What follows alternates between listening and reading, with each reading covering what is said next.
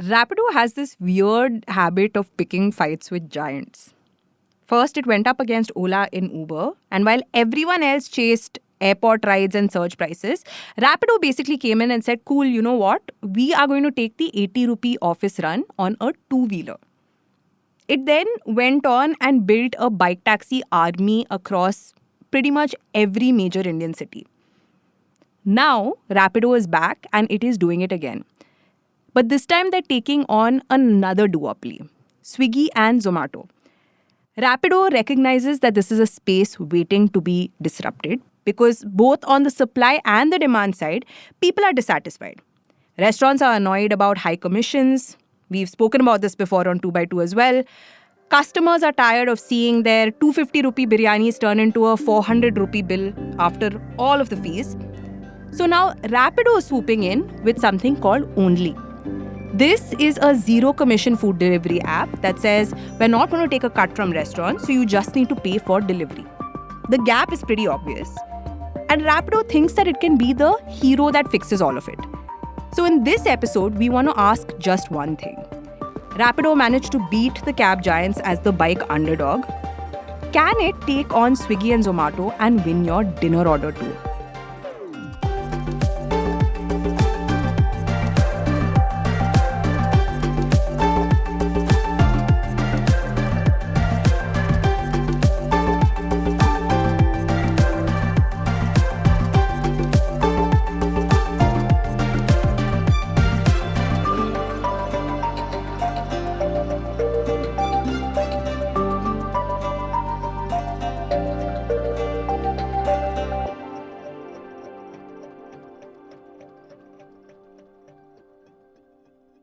To answer that, we wanted someone who didn't just watch Rapido's rise from the sidelines. We wanted someone who saw it coming before almost anyone else did. Someone who bet on them early when it was just two founders and a hunch about two-wheelers. We looked around and we found there's only one person who we thought was like perfect for this. And that person is my first guest. Welcome, Kunal Khattar of Advantage Fund. Thank you so much. It's a pleasure to be here. And also thank you for recognizing us and my fund as being the first person to back Rapido when they were literally on ground zero and had the conviction and the faith and the thesis to back Rapido in spite of all the odds. And fortunately for us, the founders have not disappointed us. I think that's honestly, Kunal, that was the reason why when Rahel and I were researching about this, we said, okay, if we can't get the Rapido founders, who's the person who would know this the best? And honestly, your name came up. And it came up for two reasons. Number one is what you said. It's because you were one of the first set of people who backed Rapido. Can you tell us when did you make your first investment in Rapido? I believe, was it 2015, 2016? 2015 is when I met Arvind and Pawan for the first time. And I think by the time we got done with the due diligence, term sheet negotiation, I think we transferred capital April 2016. Right. I will actually also ask you, I know that you transferred some capital, you invested in Rapido. How did that work out for you? I think on the first check, we're about 88x. So I would say that they've done pretty well for us. Yeah. And can't complain. They've basically allowed our first fund to become almost 13.5x multiple. Yeah. And also because we have there is tremendous amount of demand, we've also liquidated a minority position in Rapido and have returned almost 3.5 times the capital that we've raised. Yeah. It is actually, I would say, a really, really successful investment. So clearly you saw something much before the rest of us did. My second guest is Gautam Balijapalli. Gautam is the founder and CEO of Cozina Food Tech. Cozina Food Tech, actually, I found out during the course of this episode because I wanted somebody who was looking at like multiple sets of, kitchens, because then you basically have like various types of cuisines. You've been around, you've done this for a while. So very similar to you, Kunal, you've been looking at mobility for a while. So I wanted somebody who looked at restaurants. So welcome, Gautam. Tell us a little bit about Cozina Food Tech. Sure. We are a cloud kitchen company, like most of the others that you may have heard of. But with some subtle differences. I'd like to think, since we're talking about Rapido, I'd like to think we're the Rapido of the cloud kitchen space. Wow. Okay, We fine. Everybody wants to be the Rapido of something. Okay, very good. Okay. Please No, continue. not yet. But yeah, I think that's what Kunal wants, right? Uh, so we operate largely in small towns and cities. We are present in close to 125 cities across the country, close to 400 cloud kitchens. These are all multi-brand cloud kitchens and different formats, different kinds of cuisines made from each format. So our original format was a bakery cloud kitchen with a few snacking items added from the same cloud kitchen, where we operate brands like Warm Oven, Kati Zone, Momo Zone, etc. Hmm. Uh, I'll over just say that in time, Bangalore, we have definitely heard of Cartizone and Momozone. thank you. I hope you continue to order. So I just want to ask you, Gautam, because you just said that we would like to believe we are the Rapido of, cloud kitchens and food. Can you just explain that? What do you mean by that? Sure. I mean, in terms of the capital efficiency that Kunal mentioned, we are probably one of the most capital efficient cloud kitchen companies. Our peers have raised a lot of money and are far from being profitable. We are at a profitable business, break even, borderline profitable, on much lower capital that has been raised.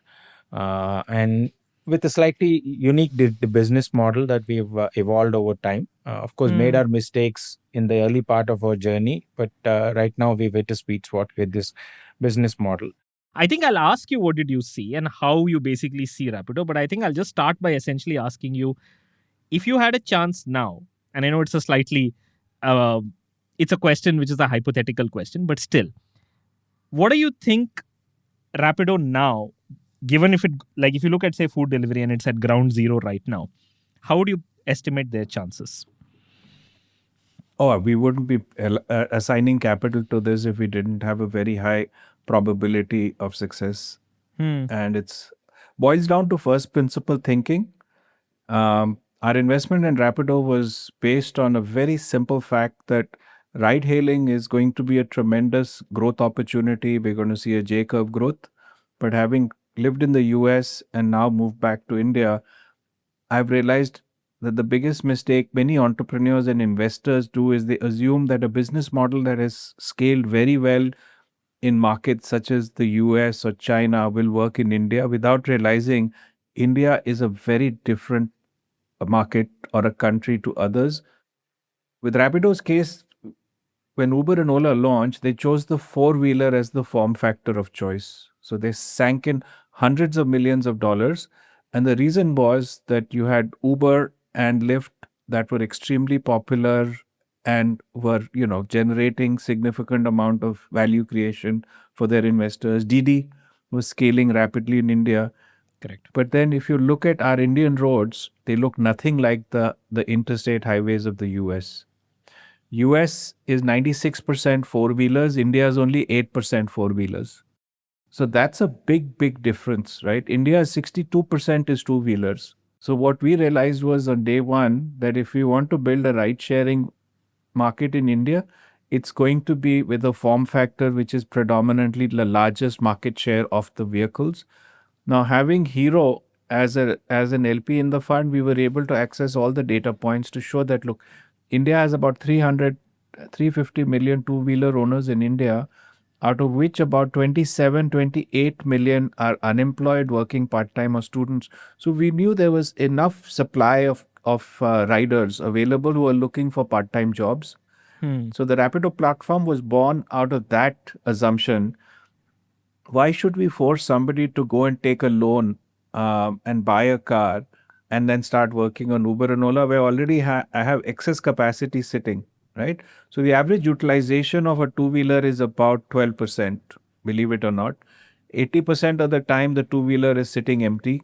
And even when the 12%, when the vehicle is on the road, 70% of the time, the second seat is empty. Again, first principle thinking. So here you have, in India, capital is very expensive and time is cheap. So we chose a business model which had an installed capacity of a form factor which had tremendous amount of excess capacity owned by people who were looking for jobs. And that's why we decided to build a bike taxi model rather than and for 5 years, we never wavered. It was just building product, technology, and understanding customer needs with a single form factor. In fact, for 3 years, we didn't even step outside Bangalore. But everybody, and guess what? We raised at that, of course, not including the current round, Rapido has fundamentally raised only 8% of the capital of an Ola and probably 2 or 3% of the capital that Uber has raised. But in spite of that, today we're at about a 52% market share in the country. Correct. So, I think now that you say it, if in retrospect, it seems like, yeah, these were all pretty obvious. I think a lot of people missed it. Also because I'm also wondering how a lot of people missed it simply because if you'd go to Southeast Asia anytime in the 2010s, you would only see Grab and Gojek, which are just primarily which was all a two-wheeler operation. So it seemed like very obvious that, this is, if you needed for something like this to succeed in India, it had to be this. That being said, I think my question to you, Kunal, before I jump to Gautam, is why do you believe that this particular success is going to continue now that Rapido is also going to try food delivery? Sure. Number of reasons. Again, we think of food delivery in the very basic first principled way, right? Ride hailing is a two-sided marketplace. You've got the supply, which we refer to as captains, and you've got demand, which is all of us, right?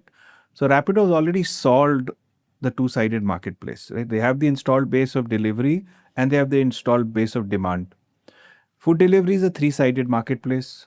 You got to solve for the delivery, the customer, and the restaurant. Correct.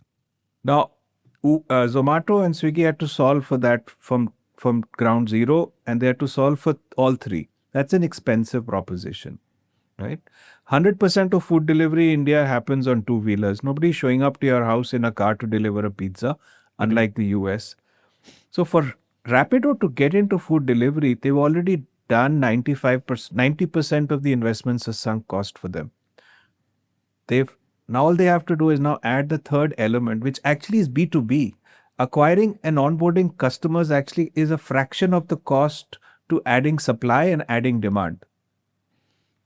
So that's point number one, right? Okay. See, adding B2B is easy. Acquiring customers is expensive, relatively. Acquiring supply of captains is expensive because it is distributed, whereas restaurants are concentrated. And fortunately today, restaurants already have the experience of working with platforms such as Zomato and Swiggy. So it's a significantly smaller learning curve. In category creation in India, we've seen first mover disadvantage is more prevalent than first mover advantage. Right? Food delivery is was a category creation, which fortunately for us, Zomato and Swiggy is done. So number one, the cost and capital required to add the third element, which is just the restaurant, is significantly more cost effective. So if you look at from an investor's point of view, I can fundamentally get into food delivery with a fraction of the capital that a Zomato and Swiggy has done by leveraging the existing behavior, the existing restaurants and the existing, because I already have the delivery and the demand sorted. So because I'll have less capital, I can operate at a significantly less margin to be able to deliver the same experience, because I don't have to recover the billions of dollars of investment that the other two is. So therefore, it's going to be far more capital efficient. So that's point number one.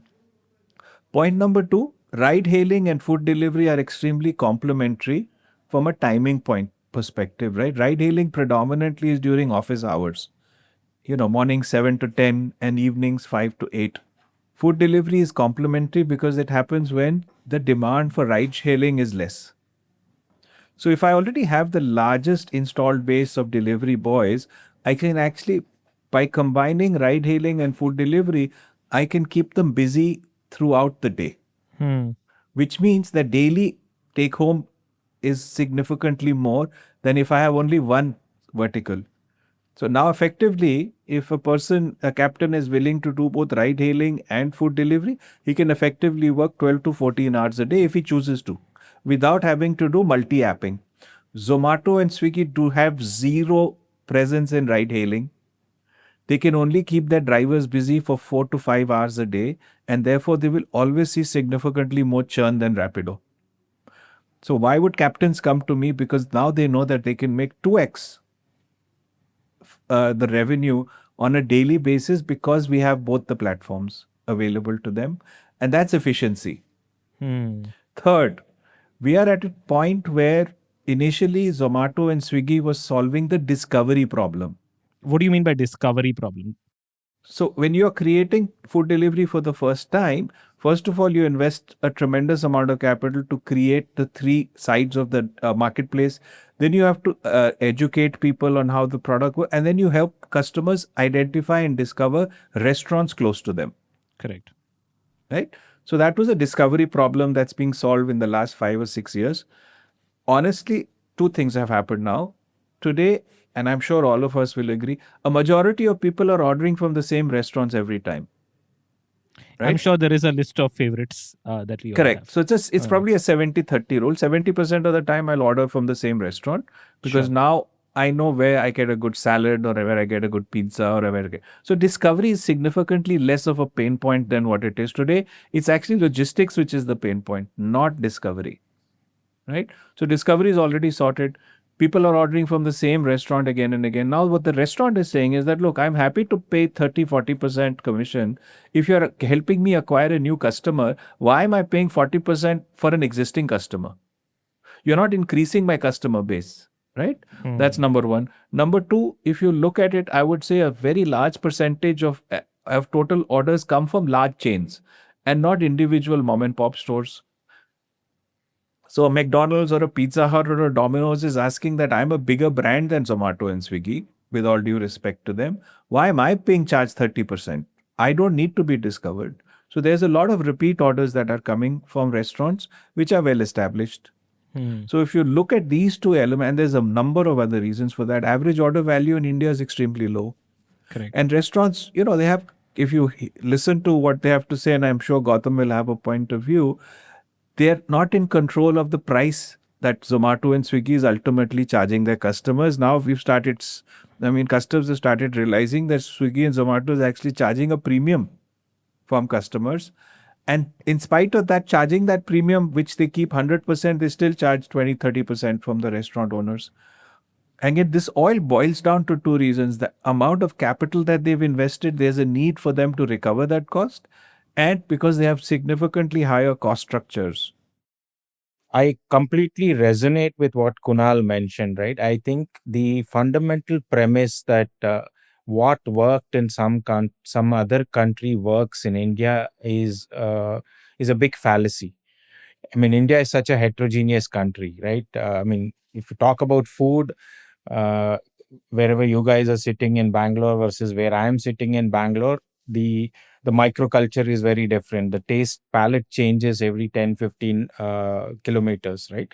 And that is true for any part of consumption, consumer behavior. India is such a diverse country, which is not true for US. US is a very heterogeneous country. Whether you go to Chicago, Boston, San Francisco, you're going to see the same McDonald's, Starbucks, Chipotle, and the same high-rise buildings, similar kind of cars. All the roads look the same. You can't really make the difference out, right? India is very different. So the model, so you have to now keep, the model has to evolve, keeping the diversity of India in mind. And that's what we've also managed to do. Capital efficiency, looking at a model where we can scale the business in tier 2, tier 3 towns of India where there is ample demand. There are enough people who have phones, a geo connection, lazy enough or want the convenience to order food from home, but don't have options. Sure, I understand all of this, but I would argue, Gautam, that these are stories we've been hearing for the last 10 years, right? In the sense that people said this in 2015 about food delivery, and that's how Swiggy and Zomato. People said that about ride sharing, etc. So can you just tell from your perspective as a restaurateur, are you optimistic about Rapido and its expansion into food delivery? At this point in time, obviously for us, it's a fantastic opportunity, right? And like Rahel mentioned, you will see almost every one of our brands occupying prime real estate and only. And I don't have the exact numbers, but I'd like to think in Bangalore, we are probably the largest player on only today in terms of the market share Oh, interesting. of orders. Yeah, this is what we know from them. I obviously, as a pure entrepreneur, businessman who wants to generate more profits, cash flows for the business that I am in, I absolutely want Rapido to win, right? That's coming from the heart. But as a as somebody who's in multiple businesses, scale ups, etc. over time, while I believe all of what Kunal has said, I do tend to gravitate towards what you mentioned, Praveen, that it's going to be a little harder in this market for Rapido than it has been for them in the ride hailing market, right? The core ingredients are there. I think frugality as a DNA is very powerful, right? For other players in the market who are built on expensive cost structures, making the change is not at all easy, right? It and that's how companies are built, right? The DNA is very hard to change it. Now, Rapido, I think, historically has been built on a very frugal DNA as an organization, so which they gives them a real advantage when it comes to disruption, right?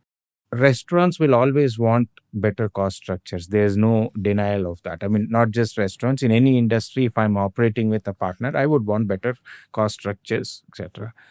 The challenge is that the customer behavior is very well entrenched. I mean, when you think food delivery, you and I think Swiggy and Zomato, right? Only doesn't come so naturally to me. I mean, even for somebody who lives this 24/7, I still remember, I think a couple of months ago, we did a promotion with Rapido only, rather, where one of our Adigas outlets, they ran a campaign. They were getting consumers to get some freebies by downloading the app. I went there, did all of that, and that evening I wanted to order something at home, and I ordered from Swiggy and Zomato. Till my daughter reminded me that what happened to that only thingy that you had installed, right? That shift of the consumer is very important. I'll also now add that as a user, now that I have installed only and I've ordered a couple of times from them, I gravitate towards only, because for me it is cheaper on only, right? But I think that change has to happen at a large enough level to become successful. And acquiring customers, like Kunal said, is an expensive proposition, which I think many other players who entered the food delivery place historically have not succeeded.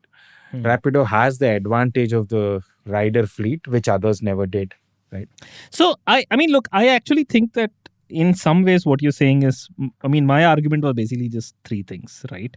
Which is that, number one, I completely echo the point of customer behavior. I think that customer behavior is something that there is this thing that I wrote long back about about associations. Like, when you think of something, you think of X, right? Which is also one of the reasons why super apps, for instance, have never really happened in India. Now, the reason why super apps have never really happened in India is because if I think of, oh, I have to make a payment, I open a Google Pay or a Phone Pay. If I say, oh, I have to make a credit card payment, I think of cred. If I think, oh, I have to get grocery, I think of this. So that association to break is very hard. And we know a number of companies that have tried to break that, starting from like the Tata News of the world to the Paytms of the world, who basically said, oh, we can try to do everything in one app. That's really the fundamental reason why it does not happen. That's one.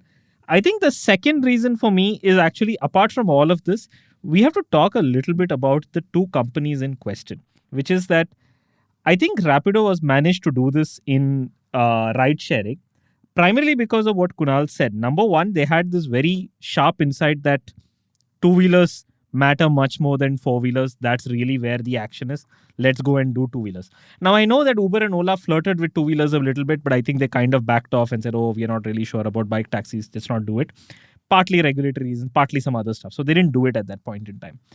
I think that was the wedge that got Rapido in, because it's like suddenly now it's no longer just about, thinking about it. You think about it through the lens of, oh, it's a two-wheeler thing. So I want to go quickly from one place to another. I think of Rapido.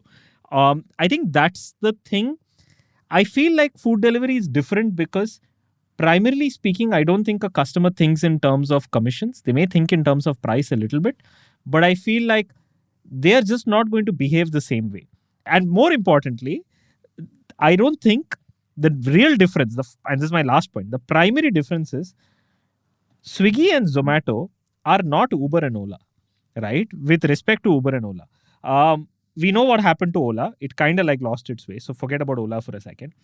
Uber, I mean, we've had Uber, the head of Uber India, Prabjit, on 2x2 a few months back. And Uber is a very interesting company. And I think they're still serious about India. But at the end of the day, it's still an American company. And I don't know how much, they are able to like expand and do really crazy things. And I think it's a different kind of a company. Swiggy and Zomato are not going to sit around. These are two publicly listed companies with quarterly numbers. Even if they lose like a few percentage points of their market share, they are going to aggressively respond. They are not going to sit quietly and watch this being taken from under them. So that's one of the reasons why I think that Rapido is going to have it's not going to be easy for them. Gautam, actually, you raised an interesting point about, how you were choosing between Swiggy and Zomato, and then eventually now you find yourself gravitating to only a little more because of that price factor. But if we think about the average customer, the average person that uses these apps, I think choice is, especially in tier 1 cities, maybe this is an assumption, maybe I'm wrong, but I believe choice is as important as price. I feel like if I'm going on an app, like you said, Kunal, I think you made this point earlier on, we typically order from a bunch of fixed restaurants, right? And very often these are restaurants that we recognize. Now, again, I was like kind of going through Only's, all the restaurants that are listed there, all the cloud kitchens that are listed there. And a lot of them are not names that immediately come to mind when you're thinking, hey, I'm ordering food today. So is it fair to say that Only is catering to a very specific kind of subset of users that care more about price than choice? And is that enough of an opportunity, say, in a city like Bangalore? No, so I think to your point, ultimately customers are looking for price and speed. Okay. Rapido can deliver on both those fronts because they don't need to onboard 15, 20,000 restaurants. There's an 80-20 rule. 20% of the restaurants cater to 60-70% of the orders. So if I acquire 20% market share from them, I'll add $3 billion of market cap to Rapido, which will 2x my value. And that's enough. That's the beauty of being the challenger, right? I don't need to become a market leader. I can just take 10% market share away from both of them and I will double my valuation. And again, it's not about just increasing the valuation. Sure. I'm there to acquire 10 to 15% of Zomato and Swiggy's customers who are probably a little bit more price sensitive, are ordering from the same restaurant again and again, but are looking for fast delivery and are not willing to pay a premium for that and are not looking to discover new restaurants. People who are into ordering from different restaurants every day, that's fine. I don't need to acquire those customers. They are probably cherry pickers anyways, right? And they want to experiment. They're driven by discounts. They're driven by buy one, get one free. I want a guy who says, look, I know my burger costs $200. I eat a burger 3 times a month. I'll order from the same restaurant. Rapido's is 50 rupees cheaper than others, and his delivery time is 10 minutes faster than others.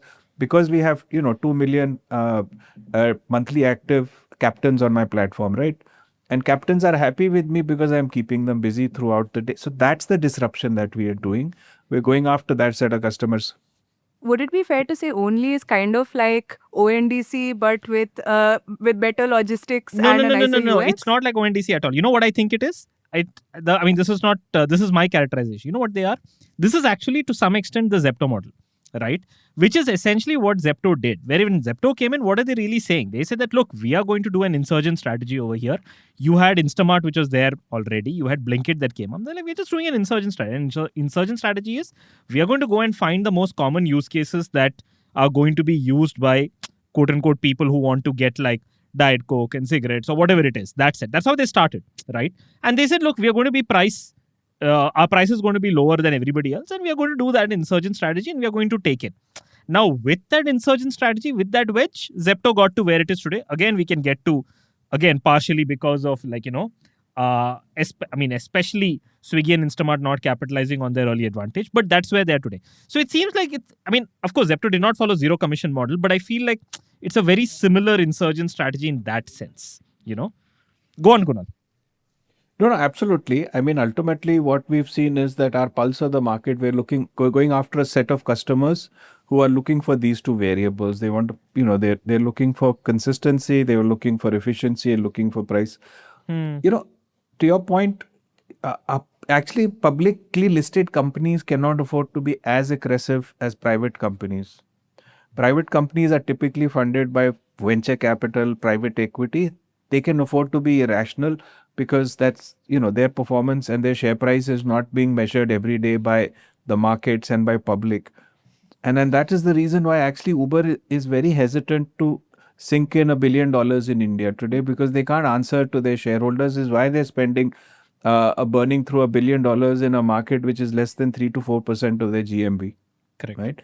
And that's what's holding them back, even though they're pretty aggressive. And you're going to see losses for both Uber and Ola pile up. Ultimately, what we're saying is that, look, if we're going to come in and we're going to disrupt the current business model of charging a 20-30% take rate of restaurants, what it does is it's game theory. How will Zomato and Ola and Swiggy react? They're going to have to either give up market share or they're going to come in with a similar price. The problem is they can't do that because of that huge sunk cost that they have.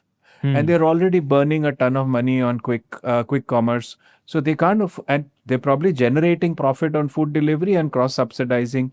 For them to pivot away from a take rate model to a subscription model will be suicidal.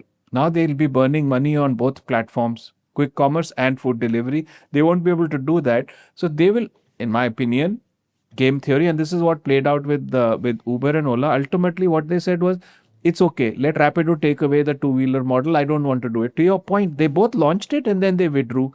Correct. What they didn't think about was that Rapido will duplicate the subscription model for three-wheeler and four-wheeler, and that allowed them to become market leaders. Correct. So we're waiting for Zomato and Swiggy to react and say, okay, either they'll say, let Rapido take away only take away 10-20% of the market. We're okay with that. That's not a customer is profitable for us anyways.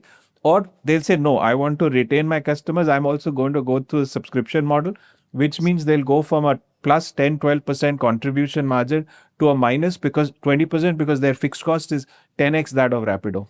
I think only. This comes back to my favorite, thing that I've spoken about and written about multiple times. Kunal, probably you'll also know this, which is about Clayton Christensen's disruption theory, right? Which, everyone is nodding on this call. Now it has become so much as a part of like common culture, which is exactly what Rapido did. Like it's exactly what Kunal said, that when you launched two-wheelers, at that time, the natural response from an Uber and an Ola was to say, okay, you know what? These are quote unquote low value, low margin, rides. There's no point trying to fight this battle. Let's withdraw back and stick to our quote-unquote premium side of the market, which is why they started launching things like Uber Black and whatever, all of those other high-end, because they said, okay, we'll keep the high end of the market because that's where our margins will come from. Let Rapido fight and take these pennies if they want to do. But then what ends up happening, and this is how disruptors, this is how the natural response is by incumbents to disruption, right? But what they do not and it's a very rational response. That's why it's called an innovator's dilemma, because the question is that, how do you really respond to this? This is a very rational way to respond, and it's the only way to respond, arguably. But then what happens is the disruptor gets better and starts moving up the chain, and then you have to retreat until you are stuck at a place where you have a very small but very profitable set of customers, while the disruptor has come in all the way up, which in some sense is probably what Rapido has done in the ride-sharing side. And So that is really where that's happening. So I think on the food delivery side, I get your point. Your point being that, Swiggy and Zomato cannot, they're publicly listed companies. Your point is persuasive that they are making money on food delivery in a sense. I wouldn't say they're making tons of money, but yes, their contribution margin is definitely positive, and they're losing money on quick commerce. And one would argue that they have to continue to lose money even more. Like you spoke about, Uber and Ola is probably going to, increase their investments and burn through money. I think even Swiggy and Zomato are going to burn through money on the quick commerce side, especially because Jio is coming in. Zepto is, of course, being aggressive. I think a few other players are also coming in on the quick commerce side. Flipkart. Flipkart is also coming in. Exactly, right? Deep pockets. So deep pockets are coming in. So they are kind of stuck between the two. And I find it that's interesting. That's where they'll be busy. That's fair. We feel that they'll be busy with trying to defend, because they're the incumbents, right? Correct. They're incumbents, and that is what they think is higher value, higher market value, or the future. Quick commerce is growing significantly faster. In fact, another interesting point is food delivery has slowed down. If you look at the growth. Correct. It has been flat for a while. That's so from an investor's point of view, if you're going to, give $1 billion to Zomato, they will want to invest in the fastest growing segment or a segment that's slowing. They're going to invest there, and that is the opportunity that Only has to get in. And again, like I said, we're starting from ground zero, right? I need to grow from zero. Both are 100%. For them, taking 10% away from each of them is significantly easier for me. But the scale is so big. It sounds so obvious, but I feel like it's the same. Okay, Gautam, I'm going to throw it to you. Rapido's opportunity is in actually expanding the market, bringing a whole set of people who are a lot more price sensitive, bringing down the AOV of the food delivery market and making it a much bigger market. Now, Swiggy and Zomato, average AOV is about somewhere 300 to 400 rupees, more or less flatlined. 70% of the business comes from the 8 or 10 cities, large cities in the country. Yes, they have some presence in small towns, etc. And even in the large cities, it's a very small population that is still ordering online, right? And the frequency of ordering is also very, very limited, right? While I did say that in a business model that has worked in other countries should not be directly replicated in India, but we'll have to take some cues from other markets, right? I mean, the frequency of ordering in other markets is very, very high. I mean, a Chinese market, etc., right? And that only happens when you drop the price, make it more affordable to a lot of people. And inherently, that is the biggest cost is the cost of delivery. If they don't use electric vehicles, increasingly they'll unfortunately keep going up with the Middle East crisis, etc. And that cost has to come down. One way to do it is obviously cross-utilization. And everybody talks about that cross-utilization. I would like to believe what Kunal says, and Rapido may be the best one that can cross-utilize it. Because even Swiggy-Zomato could argue that I'll use the same rider for grocery delivery and food delivery. The peaks are different. People want groceries before they leave for work early in the morning. Food delivery peaks at lunch, dinner, but they have not been able to successfully do that. I have a question for you. Whether it is a Swiggy or a Zomato or an Only or anybody else, right? Could be any one of the apps on ONDC or could be anything, right?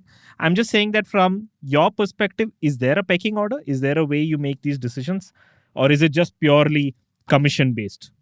No, I mean, there are multiple channels of selling, right? Swiggy, Zomato, Only, X, Y, Z tomorrow if other people enter. And we sell through all of them. Right. When the order lands in our kitchen, there is no way to prioritize and say, hey, this is an Only order, let me ship it out first and wait for the Swiggy Zomato orders. No. But economics wise, Only is better. Definitely no commission. We've also had the opportunity to reduce our pricing to the end consumer in the fundamental belief that will bring in more volume into the kitchens. Right. Got it. So what I'm hearing is, let's say I'm a restaurateur like you, right? And I have tied up with, say, a Zomato and a Swiggy and an Only. Let's take 3 for now, right? Yeah. Orders come in. right? Yeah. Now, orders coming from Zomato, orders coming from Swiggy, orders coming from Only. Obviously, it's in your interest as a restaurateur to make sure that Only is the one that you know is good for you as a restaurateur, correct? So, do you see scenarios where, assuming share of orders start to go up from Only, that restaurateurs will start to make decisions where they say, okay, what is now, which one do I start to switch off? Can I like turn off one of the two and then stick to keep two going? Are those like calculations that happen, or is it like, Look, I mean, for a offline restaurant, we've seen that happen, right? When they have a lot of guests coming into the for dining, they do turn off their online business at times, right? Because they believe that the offline business is more profitable for them at a unit economics level, right? So rationally, I don't see why the same behavior will not repeat itself, right? But for somebody like us who are completely online players, all channels are the same, and I'll probably have to change the way we operate in the kitchen to ensure all orders are going out. But but for an offline restaurant who has exhibited this behavior in the past, I think it's a quite a serious possibility that there'll be a pecking order: offline first, Only next, and higher commission marketplaces after that. So I just wanted to add a couple of points here. For Only to grow, one is you take away market share from the other two incumbents, which is the Correct. same customer and the same restaurants. But there are three other ways that Only will grow. One is they'll bring on, I think Gautam brought that point up, that Rapido's installed base of users who are using bike taxi probably are not doing food delivery today. So we could definitely onboard a new set of customers that currently are not using Swiggy and Zomato. So expanding the customer base of people who are doing that. Two is there are a lot of restaurants whose average order value is so small, they feel that Zomato and Swiggy doesn't meet their requirements. People delivering the Darshanis and all these smaller restaurants. So onboarding a new set of customers that are not there, onboarding a new set of restaurants that are not there. Third, we've spent a lot of time trying to see if there are potentially new playbooks in food delivery that will work. One thing that I think we're discussing, and we're going to have an option of pickup, where you can fundamentally place an order and you're given a time that your food will be ready between 1 and 1:15, but you have to go across and pick up the food order. Now, this is a very popular option in overseas markets. Now, if you're working in HSR, and there are probably 30-40 restaurants within a 5-minute walking distance. But if you're going to save, and people again who are extremely price conscious, that if you're ready to pick up your pizza or burger and during lunch hour, anyways, a lot of people want to go out and stretch their legs.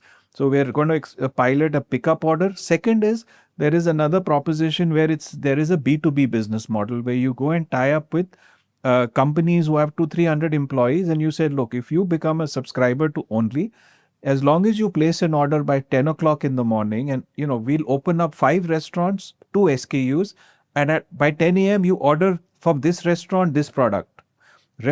But we will deliver your meal at 12:30 or 12:45 before the lunch orders, and now you're clustering it. So in a office you have 100 employees, 50 of them will place an orders from 5 restaurants, but limited to 10 SKUs. So which means one delivery boy is delivering 7 or 8 meals at the same time before rush hours. So you solve for that. Then that's a subscription model, no take rate at all. So there is going to be a lot of innovation happening at that level as well. So there is going to be new customers, new restaurants, and new playbooks that we're going to implement at Only. So it's not just about duplicating, it's actually creating different businesses, different models, and creating new value propositions.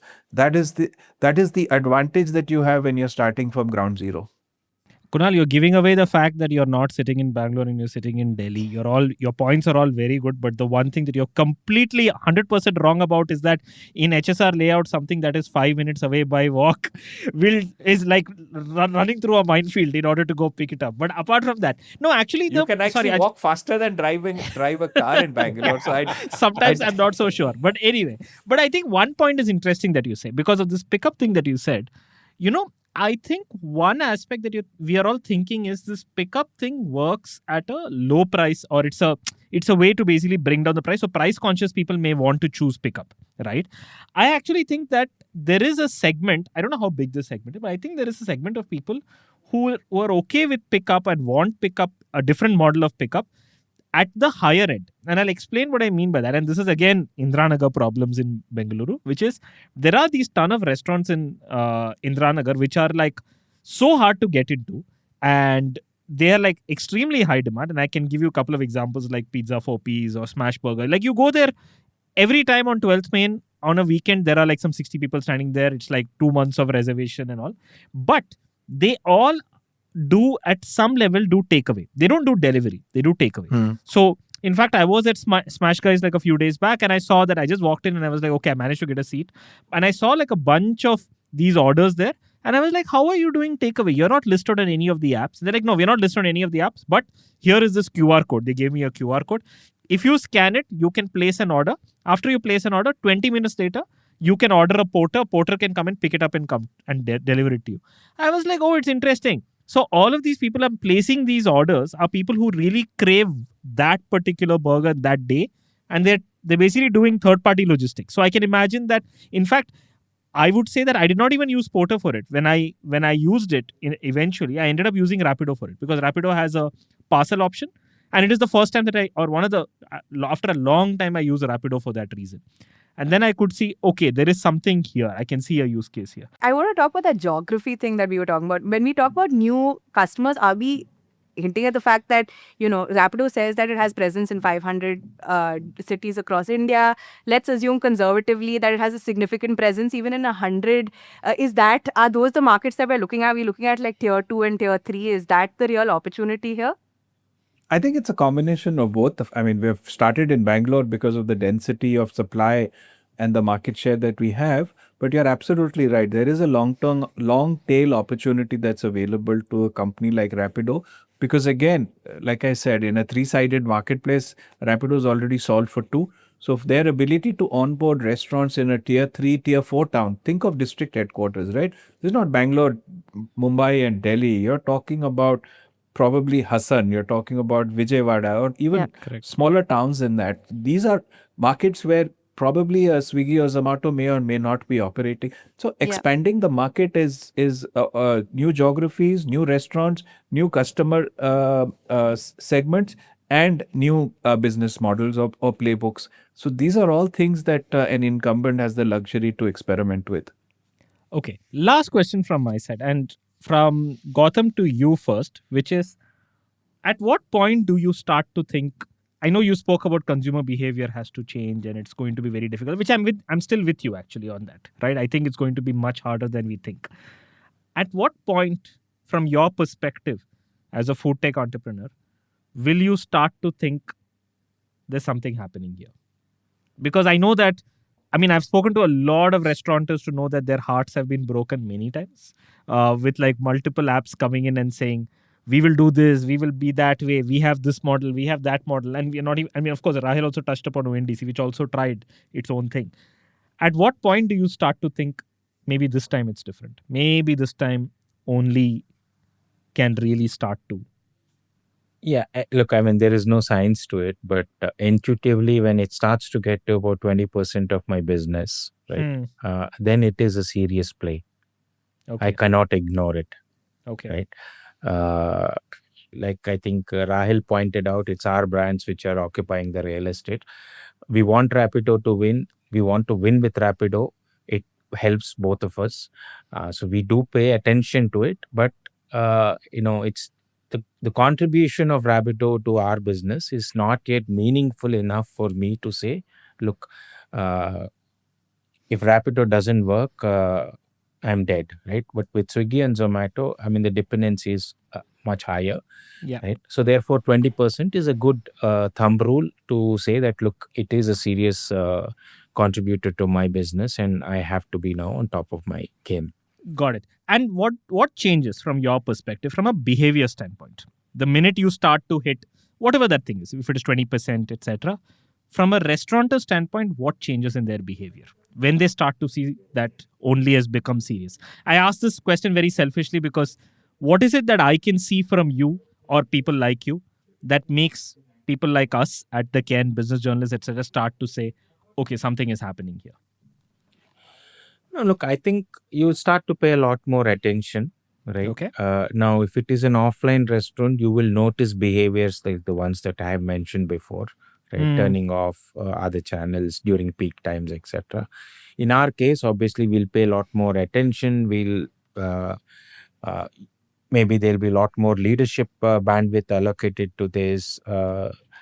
And we will probably launch a few more brands which are in sync with the Rapido proposition of lower cost, very different target audience, etc. So these are some of the things I can think okay, of. got it. So if you're starting to see brands pop up that are basically trying to service that side of the market with a price first kind of a proposition, Yes, that's a signal that only is starting to cause some serious damage to Swiggy and Zomato at least. I sincerely believe that should be the play. It's up to Kunal and the Rapido founders to figure out whether that is what they want to do, because that's what they actually did in the mobility space. Yeah. Right. Price sensitive customer, cheaper supply, nibble from the bottom till you hit an inflection point and expand into the regular customer base. Trying to capture the existing customer is a harder battle, like we've discussed. Right? There's a way to get a very different audience, more aggressive pricing. It's a far more easier thing to win or expand the market. Okay. Kunal, give us the last word.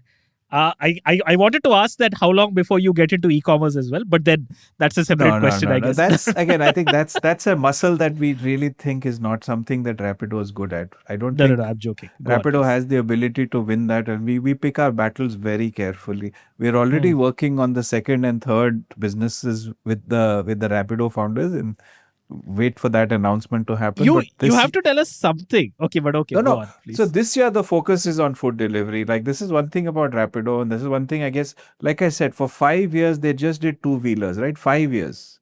Yeah. The only reason actually they were forced to get into three-wheelers was COVID and social distancing. Otherwise, I don't think they would have launched three-wheelers also.